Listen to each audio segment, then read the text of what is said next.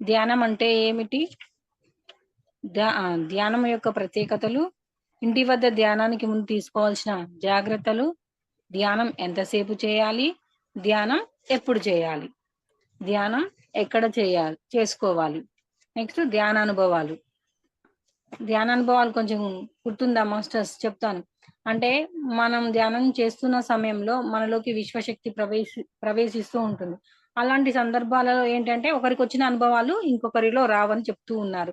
అలాగే కొంతమందిలో అసలు అనుభవాలే రావని చెప్తున్నారు. నెక్స్ట్ సర్వసాధారణంగా వచ్చే అనుభవాలు. ఓకేనా? నెక్స్ట్ ధ్యానానికి సహాయపడే విషయాలు.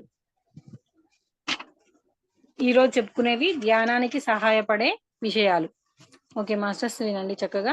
కొంతమందికి ధ్యానం సరిగా రాదు, ధ్యానం కుదరడం లేదు, ఆలోచనలు ఎక్కువగా వస్తున్నాయి, ఆలోచన రహిత స్థితి రావటం లేదు అని చెబుతుంటారు.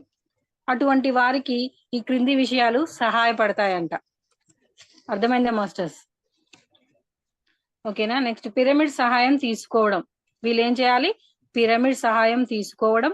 పిరమిడ్ క్రింద కూర్చొని ధ్యానం చేసుకుంటే ధ్యానం బాగా వస్తుంది. అలాగే ఇంకొకటి చెప్తున్నారు, స్ఫటికమాల. మీకు చూసే ఉంటారు, ఐడియా ఉందే.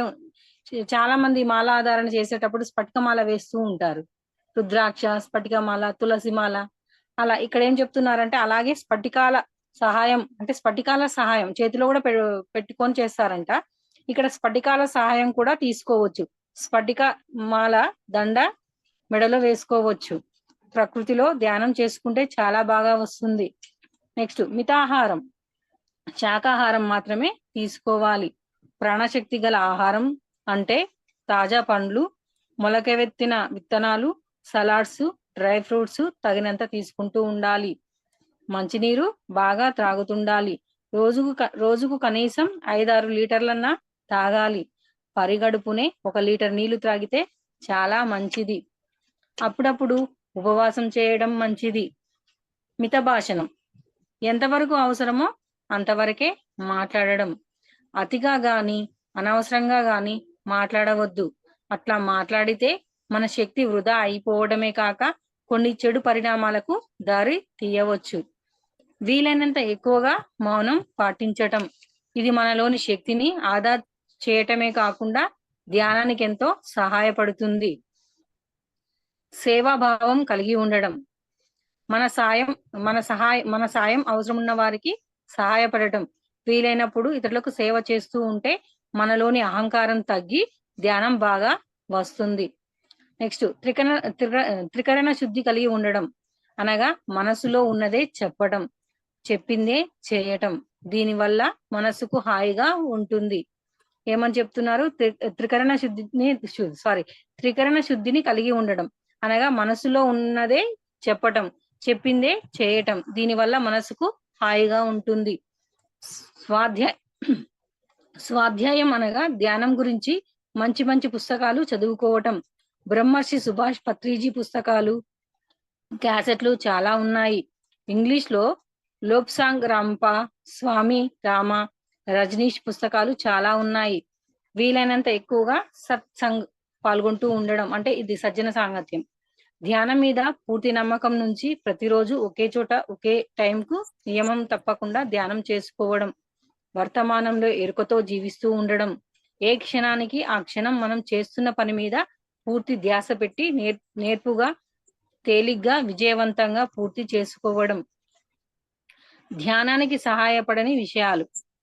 మనం హాయిగా ధ్యానం చేసుకొని ఫలితాలు పొందాలి అంటే ఈ క్రింది విషయాల గురించి జాగ్రత్త పడడం అవసరం. క్రమంగానైనా వాటికి దూరం కావాలి.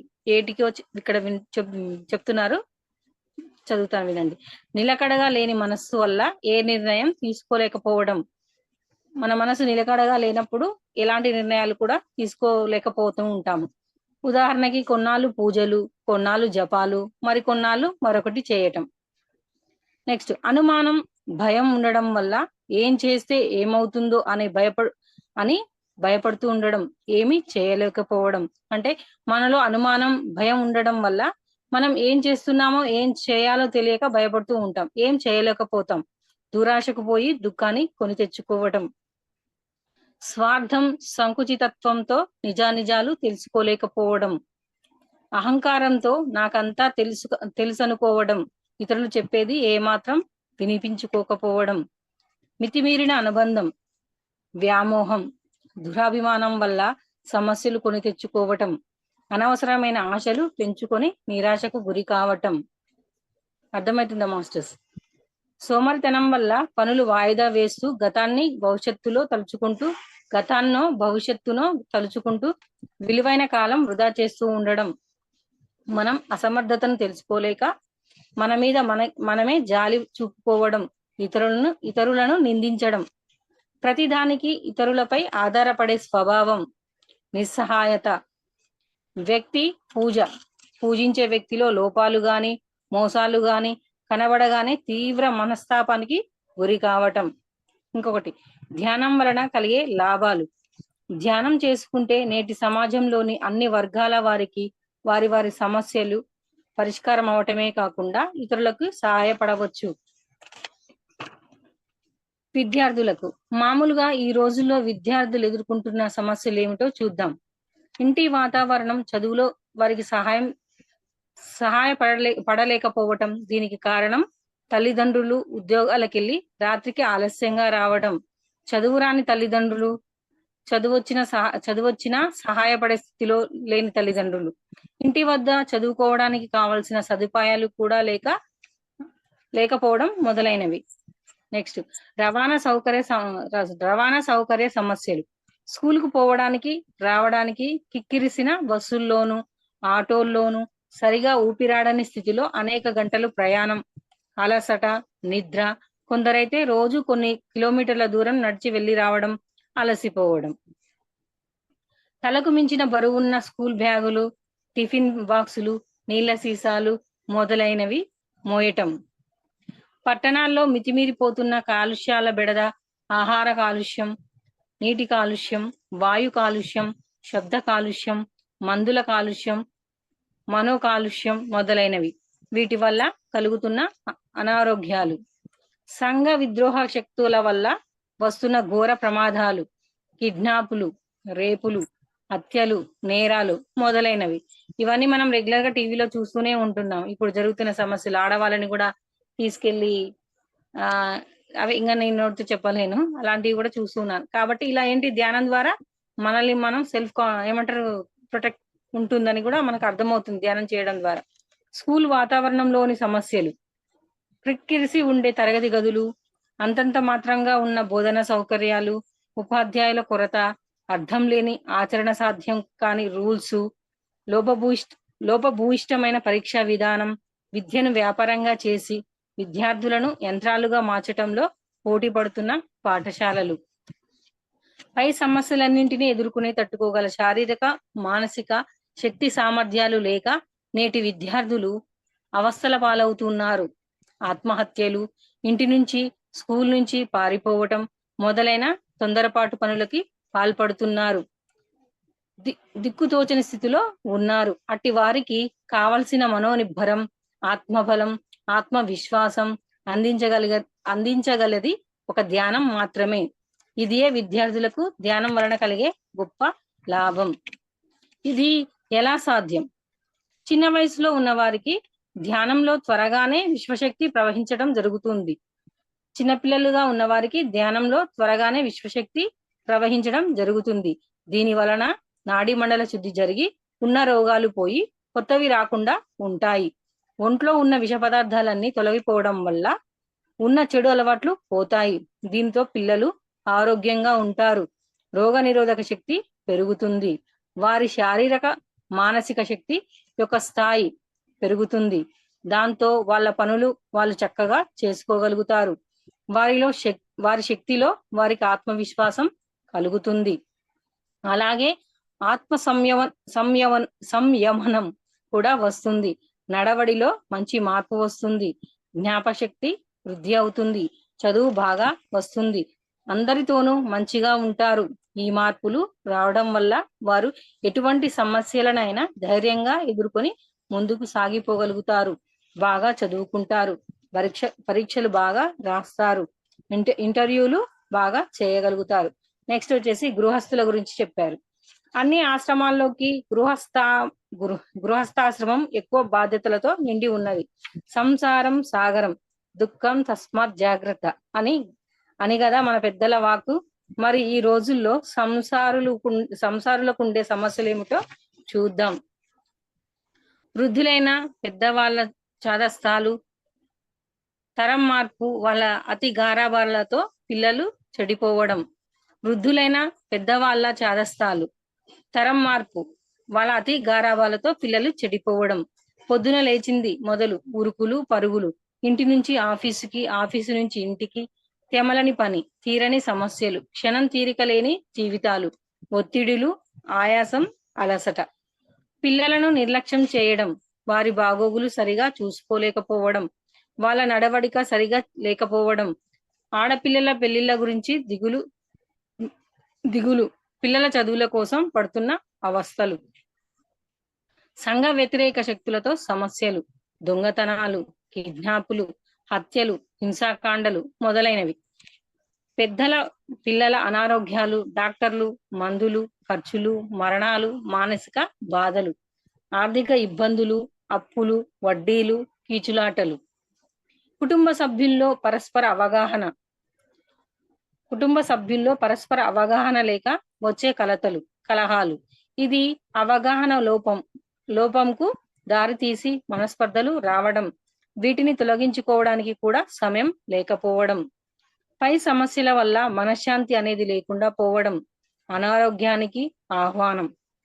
అందరికీ పైన చెప్పిన అన్ని సమస్యలు ఉండకపోవచ్చు, కొన్ని మాత్రమే ఉండవచ్చు, లేదా వేరే సమస్యలు ఏమైనా ఉండవచ్చు. కానీ వాటి పరిష్కార మార్గాలు ఏమిటో తెలియక గృహస్థులు బాధలు పడుతున్నారు. ఇట్లా ఎన్ని కుటుంబాల్లో ధ్యానమే వీటన్నిటికీ పరిష్కారం. ధ్యానంలో మనకు ఈ సమస్యలన్నింటికి సమాధానాలు దొరుకుతాయి.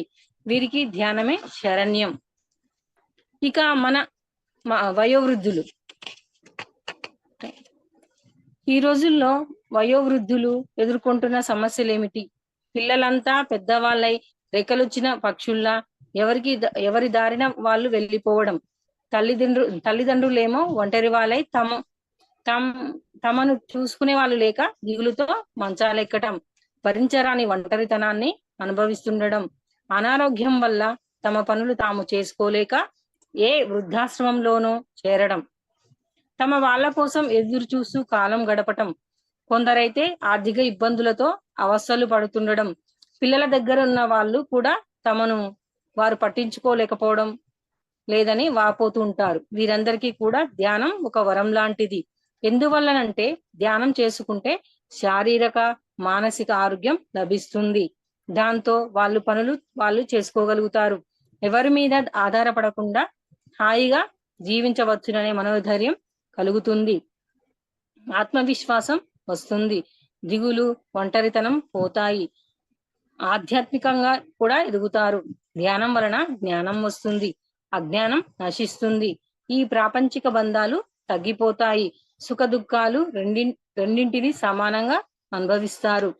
మరణం అనేది ప్రతి జీవికి సహజంగానే రావాల్సినప్పుడు వస్తుందని తెలుసుకుంటారు. కనుక మరణ భయం పోతుంది. అందరితో కలిసి మెలిసి ఉంటూ సంతోషంగా కాలం వెళ్ళబుచ్చుతారు. అంతేకాదు ధ్యానంలో వచ్చే విశ్వశక్తి ప్రేరణ వలన లోనున్న జ్ఞాన నేత్రం మేల్కొంటుంది.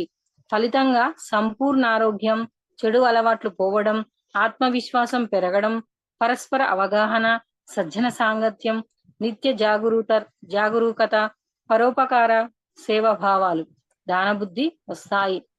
ధ్యానం ఇంకా బాగా సాధన చేస్తే జ్ఞాననేత్రం పూర్తిగా వికసించి ఈ క్రింది విషయాలు తెలుస్తాయి. అవేంటో తెలుసుకుందాం. నేను ఈ స్థూల శరీరాన్ని కాను, నేను ఆత్మను. నాకు మరణం లేదు, నా శరీరానికే మరణం. అందువల్ల నాకు మృత్యు అంటే భయం లేదు. ఈ జన్మకు ముందు నేను అనేక జన్మలెత్తాను. వాటి వివరాలు తెలుసుకున్నాను. ఈ జన్మలో నా కార్యక్రమం ఏమిటో కూడా నేను తెలుసుకున్నాను. ఆ కార్యక్రమాన్ని పూర్తి చేసుకోవడమే నా ప్రస్తుత కర్తవ్యం. నేనే లోకం నుంచి వచ్చాను, నా పూర్ణాత్మ ఎవరో తెలుసుకున్నాను. సూక్ష్మ శరీరయానం చేసి అనేక లోకాలను చూశాను. దివ్యాత్మలను కలిసి జ్ఞానం పొందాను. నేను దేవుణ్ణని తెలుసుకున్నాను. జన్మరాహిత్యమే నా ధ్యేయం. ఓకే మా ఏంటంటే శ్వాస మీద ధ్యాస పెట్టడం, ఆ తరువాత ధ్యానంలో వచ్చే అనుభవాలను గమనిస్తూ ఉండడం, ఇదే ధ్యానం. శ్వాస మీద ధ్యాస పెట్టడం, ఆ తరువాత ధ్యానంలో వచ్చే అనుభవాలను గమనిస్తూ ఉండడం, ఇదే ధ్యానం. స్వాధ్యాయం అంటే ఈ ధ్యానానికి సంబంధించిన మంచి మంచి పుస్తకాలను చదువుకోవడం, గొప్ప గొప్ప మాస్టర్ల యొక్క ధ్యానానుభవాలను తెలుసుకోవటం. సత్సంగ్ అంటే గొప్ప గొప్ప ధ్యానులు నిర్వహించే ధ్యాన కార్యక్రమాల్లో పాల్గొనడం, అనుభవాలు చెప్పడం, అనుమానాలు తీర్చుకోవడం. ధ్యాన ప్రచారం అంటే మనకు వీలైనంత ఎక్కువ మందికి ధ్యానం నేర్పించడం. ఆచార సాంగత్యం అంటే సీనియర్ మాస్టర్స్ ను, జ్ఞాన వృద్ధులను వీలైనంత ఎక్కువగా కలుస్తూ జ్ఞానం పొందటం. ఈ ఐదు అంగాలు కలిస్తేనే ధ్యానం పూర్తవుతుంది. ధ్యానం చేసుకునేటప్పుడు ఆలోచనలు ఎక్కువగా రావడం, ధ్యానం కుదరకపోవడం, ఆలోచన రహిత స్థితి రాకపోవడం, అయితే ఆలోచనలు రావడం సహజమే. ధ్యానంలో వచ్చే ఆలోచనలను రానివ్వాలి, పోనివ్వాలి, పట్టించుకోకూడదు, వాటికి ఏ విధమైన ప్రాధాన్యత ఇవ్వకూడదు, వాటి దారిన వాటిని పోనివ్వాలి, అంతేకాని నిరోధించకూడదు. నిరోధిస్తే మన శక్తి ఖర్చు అవుతుంది, ఆలోచనలకు బలం వస్తుంది, అవి మరల వచ్చే అవకాశం ఏర్పడుతుంది. మన వల్ల వాటి మానాన వాటిని పోనివ్వాలి. దీనినే స్వామి రామ ఇంగ్లీష్ లో లెగ్ గో అంటారు. మనం మాత్రం మన శ్వాసను వదిలిపెట్టకుండా గమనిస్తూ పోవాలి, అదే మన ధ్యేయం కావాలి. కంటిన్యూషన్ చేయనమ్మా? ఇంకా 2 నిమిషాలు చెప్తా. ఓకే. కొన్ని ఆలోచనలు వద్దనుకున్నా మళ్ళీ మళ్ళీ వస్తూనే ఉంటాయి. ఇది ఎప్పుడు జరుగుతుందంటే మన మనస్సులో ఏదో విషయాన్ని గురించి భయం, ఆందోళన, కోపం, తాపం, ఆవేశం ఉన్నప్పుడు మనం ఏ విషయంలోనూ చాలా ఎక్కువగా ఇన్వాల్వ్ అయినప్పుడు, జోక్యం చేసుకున్నప్పుడు అలా జరుగుతుంది. ఉదాహరణకి పొగ తాగటానికి అలవాటు పడ్డ స్నేహితుడికి ఆ చెడు అలవాటు మానుకోమని చెప్పామనుకోండి, అతనేమో ఎవరికి కావాలో నీ బోడి సలహా అన్నాడు అనుకోండి, దానికి మీరు చాలా బాధపడుతుంటే ఆ ఆలోచనలు మీ ధ్యానంలో తప్పక వస్తాయి. గమనించండి మాస్టర్స్, ఇలా మామూలుగా మాట్లాడుకున్నట్టే రాశారు సార్ ఇక్కడ పుస్తకంలో. ఓకేనా? అందువలన మన జీవన శైలిని మార్చుకోవాలి. ఎలా అంటే అనవసరమైన విషయాల్లో తల దూర్చకూడదు, ఎవరితోనైనా అవసరమైనంత వరకే మాట్లాడాలి, ఇతరులను విమర్శించడం మానుకోవాలి, విలువైన కాలాన్ని వృధా చేసుకోరాదు, మన పనేదో మనం చేసుకుంటూ పోవాలి, అడిగిన వారికి చేతనైన సాయం చేయాలి, ప్రేమ కరుణ కలిగి ఉండాలి, ధ్యానం ద్వారా అజ్ఞానాన్ని పోగొట్టుకోవాలి, జ్ఞాని కావాలి, త్యాగ వైరాగ్యాల ద్వారా ప్రాపంచిక బంధాల్ని వదిలించుకోవాలి. అప్పుడు అనవసరపు ఆలోచనలన్నింటినీ వాటంతటవే ఆగిపోతాయి. మనం ఎన్ని గంటలు ధ్యానంలో గడిపినా, ఎంతసేపు శ్వాస మీద ధ్యాస పెట్టామో అంతసేపే ధ్యానం చేసినట్టు. సత్ఫలితాలు ఇచ్చే ధ్యానం అంటే అదే. ఇది చేస్తేనే మనలో ఆలోచన రహిత స్థితి వచ్చేది, విశ్వశక్తి ప్రవేశించేది, నాడీ మండల శుద్ధి అయ్యేది, ధ్యానం యొక్క లాభాలు లభించేది. కనుక మనం ధ్యాన సాధనలో ఈ విషయాన్ని ఎరుకతో ఎప్పుడు గమనించుకుంటూ ఉండాలి. Okay masters, thank you. నాడీ మండలంలో విశ్వశక్తి ప్రవహించేటప్పుడు వచ్చే అనుభవాలు మామూలుగా ఇవి 3 రకాలుగా ఉంటాయి. రోడ్డు సరిగా లేకపోతే బస్సు ఎగిరెగిరి పడుతూ ప్రక్కలకు ఊగుతూ పోతుంది. ఏదైనా అడ్డొస్తే డ్రైవర్ సడన్ బ్రేక్ వేస్తే ముందుకు పడిపోతాం, స్థిమితంగా కూర్చోలేము. అదే విధంగా నాడుల కూడలిలో పేరుకుపోయిన విష పదార్థాలు, వ్యర్థ పదార్థాలు విశ్వశక్తికి అడ్డు తగిలినప్పుడు శరీరం బరువుగా ఉన్నట్లు అనిపించడం, తలనొప్పి, నరాల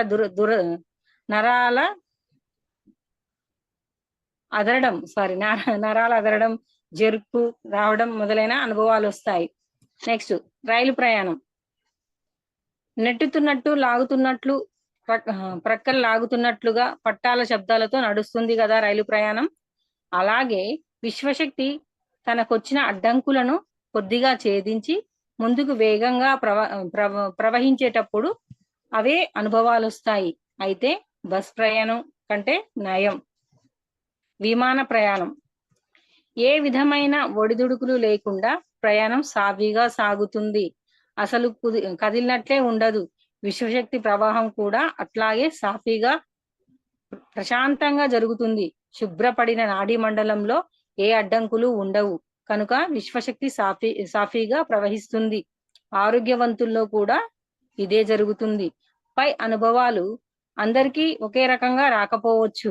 ఎందుచేతనంటే అది వారి వారి శారీరక మానసిక స్థితి పైన, పూర్వజన్మ సంచితం పైన ఆధారపడి ఉంటుంది. కాబట్టి ధ్యానులు ఈ విషయాన్ని గ్రహించి ఎలాంటి అనుభవం వచ్చినా సంతోషంగా స్వీకరించాలి. నెక్స్ట్ ధ్యాన దశలు